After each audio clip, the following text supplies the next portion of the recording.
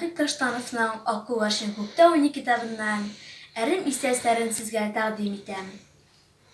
Бар көченә йөгереп барганда, Самат терлегеп китте дә дөсселдәп җиргә ауды. Күз аллары шундук караңгылана башлады. Танк шылбырлары таптап, бомбалар шартлап, снарядлар яндырып, казып, тишкәләп бетергән кырда күпме яткандыр Самат. Анысы билгесез. Бер заман ул, авыртуга түзә алмыйча, аңына килде. Шулай газапланып ятканда, йомшак җил аның битен сыйпап узды. Җил үзе белән ниндидер әшкелтем, таныш ис алып килде. Бу ис аз гына вакытка булса да, аның әрнегән аяклары турындагы уйларын оныттыргандай итте. Нинди ис соң әле бу? Нәрсә исе? Таныш, бик таныш ис. Әйе, үлән исе. Исеме дә теле шунда гына тора кебек.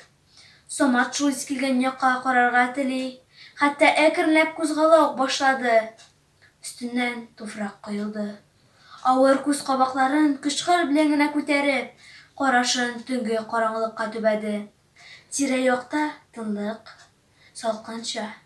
Күзе караңгылыкка еләшә төшкәч, якындагы бомба чокырларын шәйләп алды.